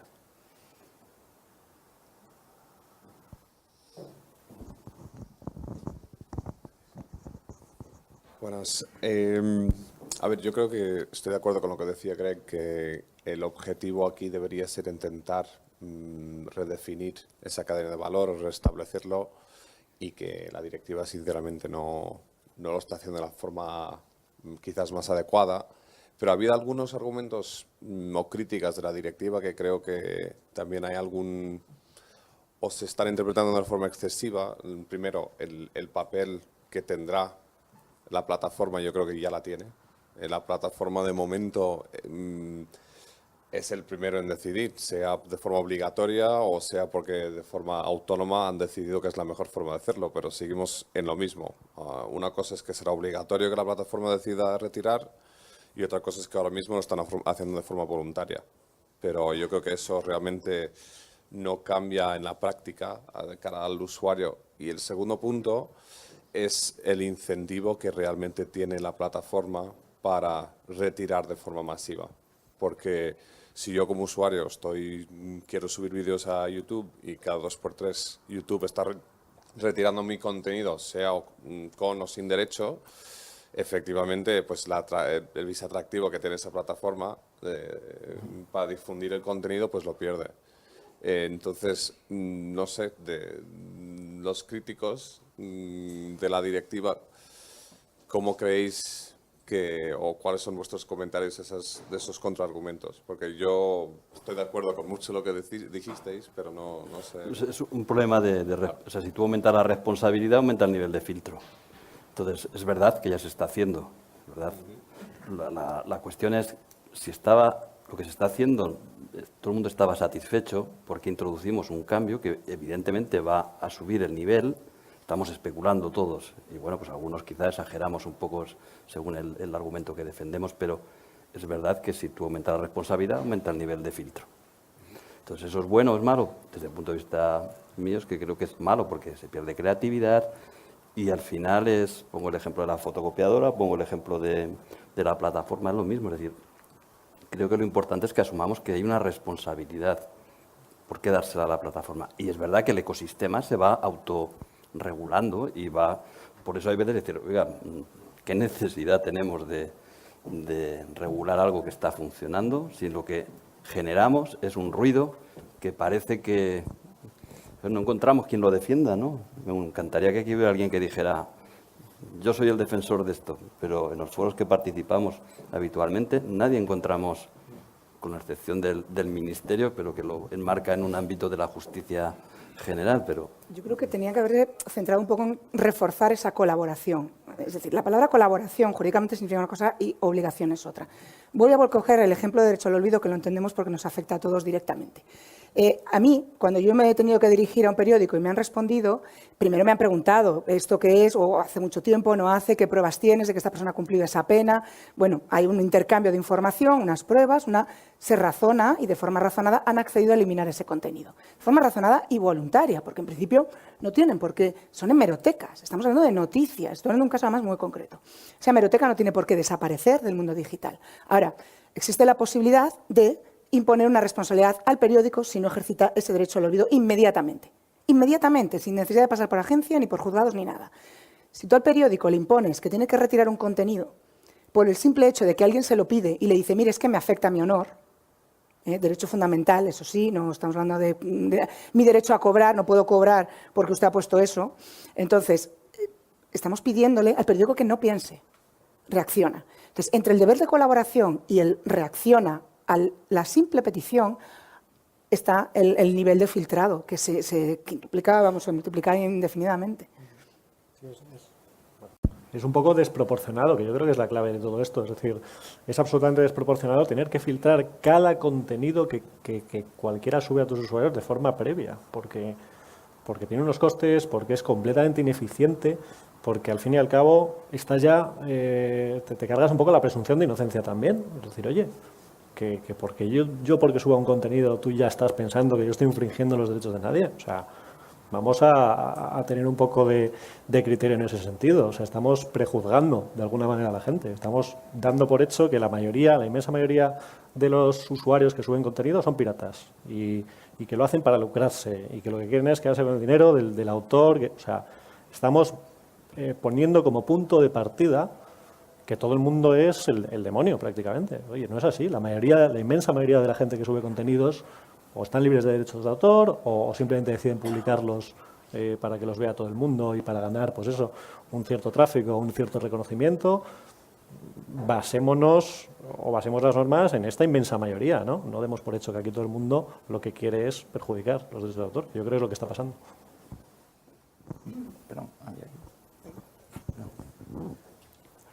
Bueno, yo después de escucharos creo que en algunas cosas, sobre todo el hecho de que los jueces sean los que tengan la última palabra, ha sido nefasto durante toda esta etapa anterior. Yo lo puedo decir por experiencia. Los jueces no estaban formados. Como consecuencia, al desconocer o no tener el conocimiento suficiente sobre las leyes de propiedad intelectual, pues han hecho sentencias que son verdaderamente terribles para los creadores. Yo me encuentro en un tema ahora mismo en el que desde el año 95 estoy reclamando unos derechos, concretamente el programa El Gran Juego de la Oca. Es un proyecto de autoría española, somos dos los autores, y después de todo este tiempo hemos visto claramente que los jueces dictan la sentencia sin conocimiento. A partir de ahí, hemos pedido a los peritos que hagan una pericial. Los peritos la han hecho y, por supuesto, nos dan la razón. Peritos independientes, totalmente. Ahora mismo, debido a que el abogado no ha actuado correctamente, no solicitó la pericial en su día, estamos demandando al abogado. Es terrible, pero después de 20 y tantos años hemos tenido que demandar al abogado. ¿No sería más práctico que los jueces, e igualmente supongo ahora con Internet, tuvieran peritos independientes que hicieran esa peritación antes de decidir nada? Los tienen. Las periciales judiciales es una prueba regulada. Sí, pero los jueces no le hacen caso. Que la justicia funciona como funciona ya lo sabemos, eso es evidente. Y que no solo en eso, en temas de herencias, en temas de divorcios. Cada uno tiene una historia en un tema de un juzgado que se alarga y se prolonga. Pero el problema aquí de lo que estamos hablando es exactamente que apartamos directamente al juez. Ya ni siquiera puede entrar a valorar o le tenemos en el último eslabón de la cadena porque no interesa que los jueces estén ahí participando, porque se ralentiza, porque esto tiene que ser rápido. Hombre, hay cosas más importantes que deberían ser más rápidas y no lo están siendo. Creo que ahí es donde todos tenemos problemas, la justicia va como va y sí, hay que reforzarla, obviamente, es otro de los problemas que tenemos. Yo creo que si no se forma a los jueces, es mejor que se aparten. Yo estoy totalmente de acuerdo en eso. Y en tanto que las plataformas en Internet, me parece que si cogieran y hicieran caso a los peritos, tal vez tendríamos una solución. No soy experto y tampoco puedo dar esa solución, pero sí que me parece que sería algo que no haría que sufriéramos los autores como yo llevo sufriendo 20 y tantos años. Muchas gracias. Hay también aquí una asistente que quería comentar algo.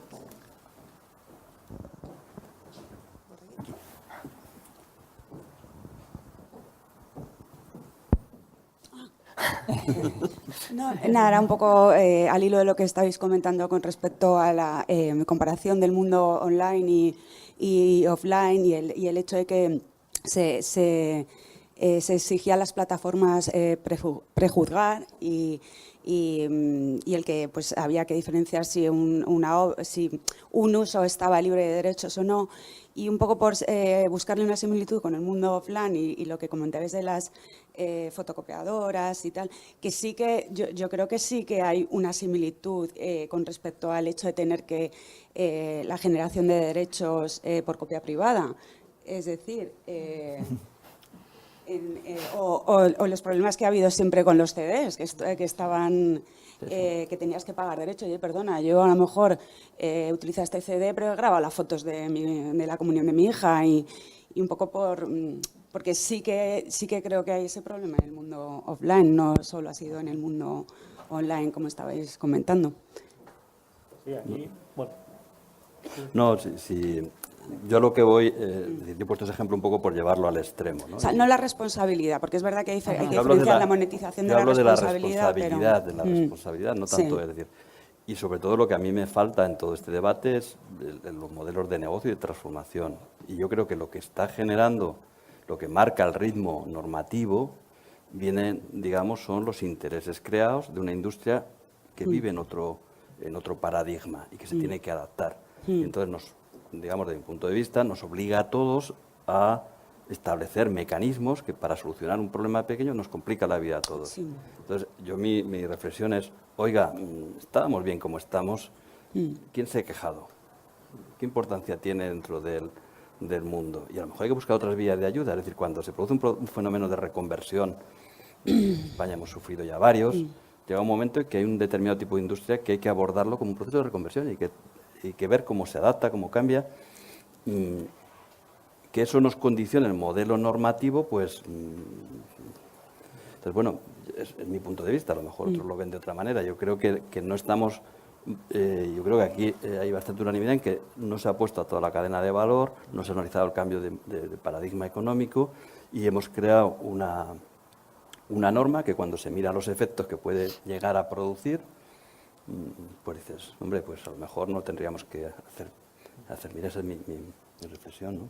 En esa línea, un poco la compatibilidad con la copia privada y al mismo tiempo haciendo responsable del contenido a la plataforma. Es decir, ¿qué pasa si tú subes una foto en Facebook que solo compartes contigo mismo? Es decir, ¿qué pasa con eso? El algoritmo automáticamente va a entender que hay una comunicación pública ahí y lo va a dar de baja porque entienda que alguien tiene los derechos de autor, o una canción que la subes tu propia canción. Sí. Lo único que creo que siempre ha existido, este problema siempre ha existido. Claro, pero el siempre problema es que ahora, de serie el algoritmo, lo que hará será bloquearlo. Ya. Incluso las copias privadas, porque ¿cómo va el algoritmo a valorar, ¿no? estos matices? ¿Vale? Es que al final estás incluso pasando por encima de otra serie de derechos, también derechos de autor, con este sistema. Muy bien. ¿Alguna otra intervención? Bueno, yo lo que quería decir es que en relación con lo que comentaba Carlos, que no se puede presuponer que cualquier usuario que suba contenido es un usuario pirata o quiere hacer un uso fraudulento, pero yo lo que sí que pienso es que los usuarios no están informados realmente de qué tipo de contenidos pueden subir y qué derechos pueden estar infringiendo. Entonces, por una parte, no estoy de acuerdo en que las plataformas tengan que vigilar al 100% todos los contenidos que se suben, pero sí que podrían, de alguna manera u otra, informar a esos usuarios que se registran como agregadores de contenido, que van a subir algún tipo de contenido, de lo que pueden hacer, lo que no pueden hacer y hasta qué punto pueden estar infringiendo derechos de otros. Pero fíjate, si ya no es responsable el usuario, sino que es la plataforma, ¿qué más da? Y si ya no tiene una responsabilidad sobre los contenidos que sube, ¿para qué se va a preocupar de conocer el usuario qué contenidos puede subir o no? El responsable es la plataforma, que se ocupen ellos y el marrón para ellos. O sea, este es el tipo de cosas. Pero información, genial, todo lo que sea información, perfecto. Responsabilidad del que comete la infracción. Yo creo que es un principio básico del derecho, que no puedes juzgar a un tercero por una infracción que ha hecho otro. No tiene sentido jurídico ninguno, ya la base del derecho, ¿no? Entonces yo creo que tiene que ir alineado. Responsabilidad con infracción, o como diría Spiderman, ¿no? Un gran poder conlleva una gran responsabilidad, pues ponemos al usuario y para que sea responsable, pero que lo sea él y no la plataforma. Perdón, otra más.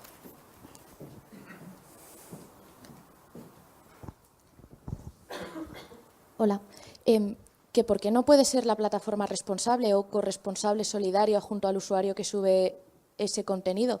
Porque, por ejemplo, en tema de marcas, de falsificaciones, los terceros que intervienen en la distribución de productos falsificados también se puede ir contra ellos en las acciones judiciales. Porque la plataforma, gracias o sin la que es la difusión de ese contenido, no podría tener lugar, ¿por qué no puede tener algún tipo de responsabilidad? O sea, no ser el único responsable, pero sí ser corresponsable junto a ese usuario. Tiene responsabilidad subsidiaria, es decir, si tú conoces, simplemente si sabes que se está produciendo eso en tu plataforma y tú no tomas medidas, eres automáticamente responsable, pero esto ya está, esto ya sucede así, con lo cual... Sí. Si tú llevas productos falsificados en el metro de Madrid, ¿es responsable? Ese es el símil. Pues esto. Y respecto al dominio público y copyleft, estos contenidos de que no tienen derechos de autor, que podemos disfrutar tranquilamente sin necesidad de que nos inculque ningún canon ni nada, supuestamente, hombre, pues yo si fuera autor y te diría, oye, pero no uses eso, que es mío y tendrías que pagar, usa esto, que es gratis. Calladitos todos. Llevamos reclamando que se hagan listados, que se publiquen páginas, ya existen páginas web que ofrecen esa información, sobre qué está libre de derechos de autor, qué es dominio público, qué lo va a ser próximamente. Aquí todos calladitos, porque yo voy a cobrar el canon por todo y lo que me den, y si no, pues que se bloquee todo y punto, aunque solo se afecte una cosita mía. Pues esto no interesa. ¿Y por qué el responsable de la plataforma y no la operadora de telecomunicaciones que lleva esa información y la difunde, ¿no? O sea, que al final el responsable es quien comete el delito. ¿Por qué juzgamos al que asesina con un cuchillo? Juzgamos al asesino, no al fabricante de cuchillos. O sea, la responsabilidad tiene que ir intrínsecamente con la persona que comete esa infracción. En el momento en que tú ya lo derivas a un tercero, da igual quién sea, vía libre. Es decir, no tiene, en el sentido de corresponsabilidad, en el sentido de responsabilidad subsidiaria, oye, yo te he informado, como cualquier otro delito, tú tienes que actuar para que no se cometa, o con cualquier otra infracción, es completamente lógico y es como funciona ahora. Pero que yo automáticamente sea responsable desde el mismo momento en el que tú lo has subido, yo creo que no tiene ningún sentido. Es como si tú llegas a mi tienda y en el escaparate, porque yo dejo a la gente poner cosas, las pop-up store, estas tan famosas y te están dando de moda en Navidad, y llegas y empiezas a poner cosas falsificadas. ¿Es responsable el director de ese pop-up store? ¿Es responsable el director de ese escaparate que está dejando a un montón de usuarios que lleguen ahí y pongan cosas? Hombre, si llega un juez y le diga, mire, es que esto es falsificado por esto y por esto, usted retírelo. Inmediatamente lo tiene que retirar, esa responsabilidad ya existe. Entonces aquí estamos, pues eso, uy, hay un bolso falsificado ahí, todo el Corte Inglés cerrado. Oiga, que no lo he dejado yo, que se le ha quedado una señora. Pues así andamos. El tema, yo creo, de la educación de los usuarios es interesante porque lo que vemos en este proceso de takedown, por ejemplo, es que digamos, una sociedad de autores procede a hacer un takedown de un video. Y los usuarios que han subido el contenido, en la mayoría de los casos, aceptan esta decisión porque esta decisión viene con información. O sea, que el usuario recibe un email que le dice tal licenciador ha identificado tal contenido en su video y ha decidido bloquearlo por temas de copyright. Es su derecho.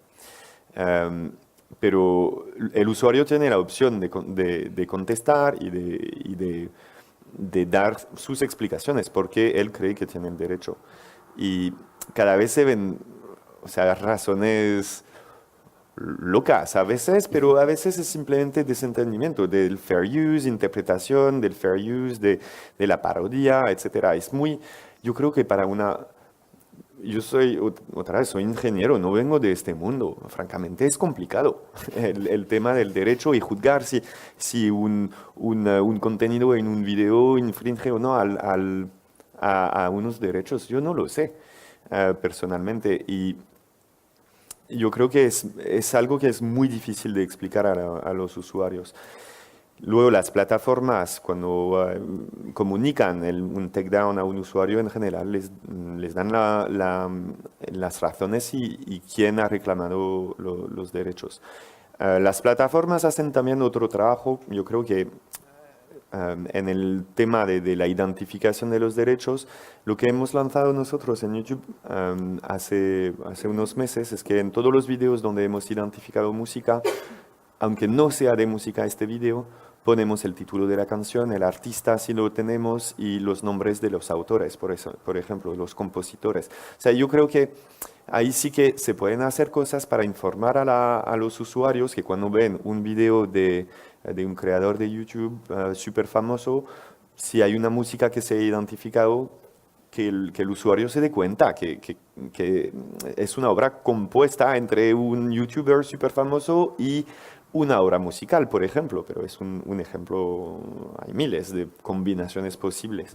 Yo creo que en este sentido se puede hacer más y o sea, reflexionando un poco sobre el tema de esta transición del offline al online, estos problemas existían en el offline también, genial. Es que yo creo que en esta era, todo digital o casi todo digital, los derechos y la información y la identificación de los derechos podrían ser perfectos. O sea, en un mundo perfecto se monetiza una obra de música en YouTube o en otra plataforma y al día siguiente se debería poder pagar al autor, al compositor, al que lo ha cantado. En un mundo ideal, y no me parece un mundo demasiado lejos, pero si la identificación de los derechos fuera perfecta, se podría hacer. O sea, te mandan una transferencia en tu cuenta bancaria, no tardas 3 semanas en recibirlo, porque hay 2 identificadores, se transfiere y ya está. Se podría hacer lo mismo con los derechos de autores. Moraría mucho, pero pues hagámoslo, ¿no? Pero en una era digital deberíamos apuntar a esto. A mí es lo que, como ingeniero, yo llevo años trabajando en esto, es a veces muy frustrante, porque debería poder ser todo perfecto, o deberíamos apuntar a eso.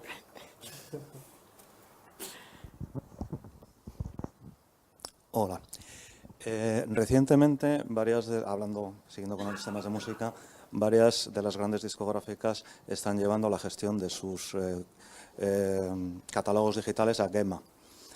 ¿Creéis que la concentración también por parte de una sociedad de gestión que evidentemente encaja más con este esquema y que favorece también esos acuerdos a los que tiene que llegar la plataforma, puede perjudicar a los creadores más pequeños, noveles o que no están representados por las majors? Bueno, perdón. ¿Ha dicho GEMA? Sí, la sociedad Sí, gestionada. alemana. Okay. a ver, aquí un poco más casi por experiencia personal, ¿no? ¿Cuántos autores, pequeños autores conocemos? O sea, yo no conozco a Bisbal. Luego, los artistas que conozco son artistas bastante más modestos, más pequeños y que la inmensa mayoría lo que están encantados es de poder gestionarlos ellos, es decir, de poder decidir pues publicar su canción en Spotify directamente, tener un control estricto de qué está pasando con esos derechos de autor, cómo está cobrando, no sé, autores no sé, de aquí al lado, de a la vuelta de la esquina, que tienen audiencia en Japón, a nivel mundial, ¿no? Entonces, al final estos autores, no sé si también un poco por la reputación también que tiene aquí algunas entidades de gestión, lo último que quieren es que sus derechos los gestionen este tipo de entidades de gestión. Lo último, decirle. ¿Por qué? Porque tampoco es que los hayan gestionado demasiadamente o demasiado bien, en opinión de algunos. Que habrá algunos que decidan que los gestione una entidad de gestión alemana, pues me parece razonable. Es decir, vivimos en un mundo completamente global en el que yo creo que ya no tiene tanto sentido que haya 200 entidades de gestión en cada uno de los países, pero al mismo tiempo creo que es lo que se intenta proteger con este modelo. Entonces, De hecho, la duda es si esa concentración de capacidad de negociación de una sola puede dejar fuera a todos los que no estén representados de esa forma. es que se tiende a Depende de que la puedan directamente gestionar sus propios derechos, es lo que estaba diciendo un poco Greg. Y yo creo que ya las entidades gestoras de derechos de autor tienen que cambiar. O sea, es que son agencias de comunicación. Usted tiene que ser la antigua discográfica con la gestora de derechos de autor, ahora ya es una empresa solo. Y puede ser el propio autor que con sistemas de crowdfunding, con plataformas que ofrecen la gestión de los derechos, con un buen publicista, ya con eso tú tienes el mercado delante de ti, una sola persona. Si tú congregas en una empresa privada, lo que digo, comunicación, gestión de los derechos y, bueno, no sé, y gestión de imagen, en publicidad, es que realmente, ¿para qué quieres una sociedad gestora de derechos de autor en estos tiempos del mundo online? Es que no te sirve de nada, en realidad. Es que no tiene ningún sentido, es un negocio puro y duro y tendrían que ser empresas privadas que una o dos con un modelo de mercado, una competencia leal, que se ciñan a las normas básicas de oferta y demanda, nada más, en mi opinión. Bueno, muy bien, muchas gracias. Decía Kant que el derecho es dar a cada uno lo que le corresponde. Y después de oír esto, y una cosa que uno también vive todos los días, ¿no? La dificultad que es precisamente dar a cada uno lo que le corresponde. Hay muchos intereses en juego, está esa cadena de valor de la que hemos hablado, y dar a cada uno esa parte de esa porción de justicia que le corresponde, pues es sumamente difícil. Yo me quedaría con dos ideas, si os parece. Es básicamente la necesidad del cambio, y yo creo que hay que releer de nuevo la propuesta directiva a la luz de este debate, examinarla críticamente y ver si realmente es necesaria o no, con el modelo de negocio que hay detrás, y si se corresponde, esa es una respuesta jurídica adecuada para ese modelo de negocio económico que hay. Eso, por un lado, esa necesidad. Y por otro lado, yo creo que es algo que ya hemos vivido en su momento, es la necesidad de modernización, de precisamente esos intermediarios, en dar esa respuesta adecuada para lograr esa justicia deseable y posible. Agradecer a Greg, a Ofelia, Carlos, Miguel, Esther, su directora, su presencia aquí, a todos ustedes también. Están invitados ahora mismo a un cóctel arriba, en la parte de arriba de este lugar. Y bueno, muy buenas tardes. Gracias. Gracias.